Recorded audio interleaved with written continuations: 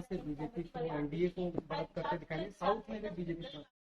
आप आपसे अगर मैं अभी ऑफ रिकॉर्ड पूछूंगा तो आपका जवाब मुझे मालूम है क्या होगा। ऐसे ही तमाम पत्रकारों का भी जवाब हमें मालूम है क्या है। सब बोलते हैं साहब ये हो ही नहीं सकता। आपको लगता है तमिलनाडु में 10 आ सकती है बीजेपी की? जहां एलजेपी 5 लड़ रही है वहां एग्जिट पोल एलजेपी को 6 दे रहे हैं। जहां सीटें ही 25 हैं राजस्थान में, वहां एनडीए को 33 दे रहे हैं। बताइए इस एग्जिट पोल को कोई गंभीरता से ले सकता है? तो एक मनोरंजन है, हम तो मनोरंजन मानते हैं, लेकिन शायद जो सत्तारूढ़ दल है वो इसको सट्टा मार्केट या शेयर मार्केट पर प्रभाव डालने का कोई एक जरिया बना रहा होगा। वहां तक तो ठीक है, लेकिन अगर कोई बहुत बड़ा षड्यंत्र रच रहे हैं और उसको लेजिटिमाइज करने के लिए, माहौल बनाने के लिए कर रहे हैं, तो ये बहुत गंभीर है। सर इंडिया अलायंस ने 295 का जो है, और राहुल गांधी ने भी आज 295, कांग्रेस की सेपरेट सीट अगर इस इंडिया अलायंस के बीच में हम पूछे हैं तो हमें 120 125 की पूरी उम्मीद है। सर आज पीएम जो है और हीट वेव और आज होश आया साहब को, जब दिल्ली में 50 तक के आसपास चला गया था, वहां साइक्लोन आ रहा था, तब साहब चश्मा पहनकर, एक आंख खोलकर, 11 कैमरास लेकर लाइव मेडिटेशन कर रहे थे। तब नहीं साइक्लोन का होश था या हीट वेव का होश था, अब जागे हैं। ये सब लोग समझ चुके हैं, नहीं है।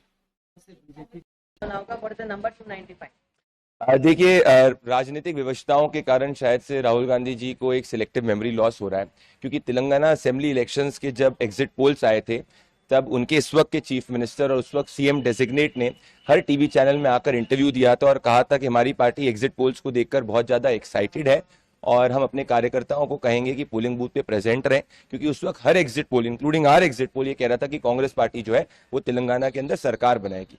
पर दुख की बात यह है कि जब नतीजे, मान लीजिए एग्जिट पोल के जो ट्रेंड अगर आपके पक्ष में नहीं आते हैं, तो वो हजारों प्रोफेशनल्स का अपमान है जो कड़ी धूप के अंदर जमीन पे मेहनत करते हैं, और वो यंग युवा जो 20 से 30 साल के बीच में देश का कोना कोना घूमता है और एक देश की जनता के सामने एक अपना एक्यूरेट प्रोफेशनल एस्टिमेट लाने की कोशिश करता है। सही है गलत हो सकता है, बट उसकी प्रोफेशनल इंटेग्रिटी पे बिना कोई फैक्ट्स और फिगर्स पे सवाल उठाना मेरे हिसाब से काफी दुर्भाग्यपूर्ण है।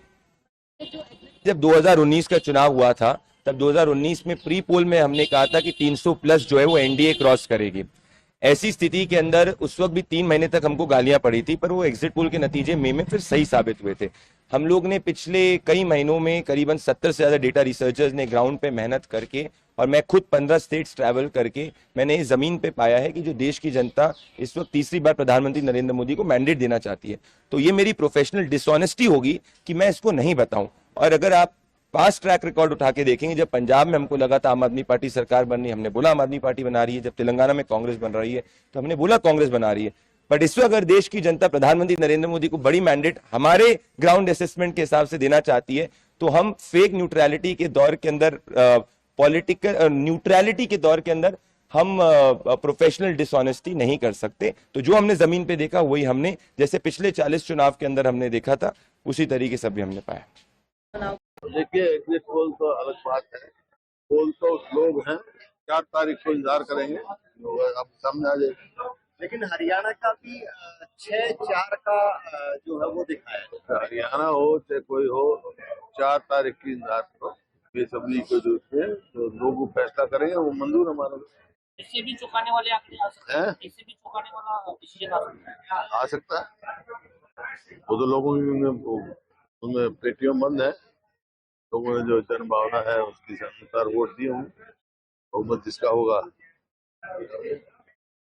क्योंकि आपने कहा था कि साउथ में साफ है और नॉर्थ में हाफ है और उनका गिर गया ग्राफ है, लेकिन साउथ में अब भी कह रहे हो, आप निकाल लो ना, 4 तारीख का इंतजार करना, 4 तारीख को देखो।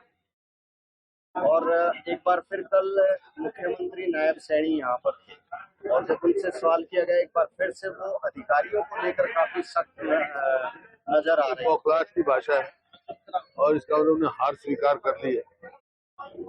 अच्छा, नायब सैनी ने कल कहा कि दिन में सपने देख रहे हैं, दिन में सपने देख रहे हैं। नायब सैनी ने कहा क्या कर दिया? दिन में सपने देख रहे हैं, दिन में सपने देख रहे हैं।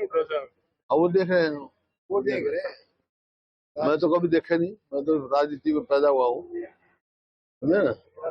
उतराव चढ़ाव मैंने बहुत देख रखे हैं। दिन में सपने देखते नहीं, हम तो लोगों के अपने देखते हैं, लोगों के भला करते हैं। दिल्ली के पानी को लेकर क्योंकि उनका ये कहना था कि जितनी उनकी डिमांड है और जितना एमओयू साइन हो रखा है उससे ज्यादा पानी को लोग दे रहे हैं। ये अपना हिस्सा ही नहीं ले सकते। भाखड़ा मैनेजमेंट में इरिगेशन मेंबर सदा हरियाणा का रहा और वहाँ का चेयरमैन हिमाचल से नहीं मिला। इन दोनों काम करा दिए इन्होंने, इरिगेशन मेंबर ने। वहाँ से जो हमारा हिस्सा बनता वो भी पूरा नहीं ले सकते। इतनी किल्लत पड़ रही है बिजली का, 1 यूनिट बिजली नहीं लगाई इन्होंने। 10 साल बेकार कर दिया है।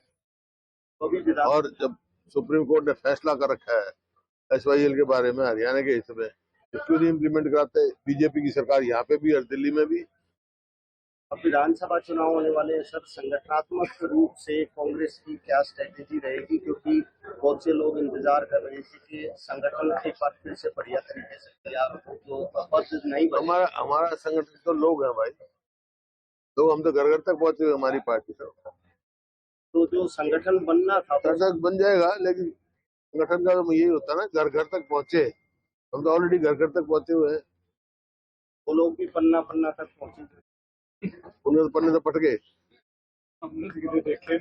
कहाँ पन्ने दिखे? कहाँ पन्ने? वो मुख्यमंत्री एक्सपोर्ट चीफ मिनिस्टर हारेगा। सर, इस तरह से हरियाणा में आंकड़े दिखाई दे रहे हैं, क्या ये सरकार के प्रति नाराजगी है?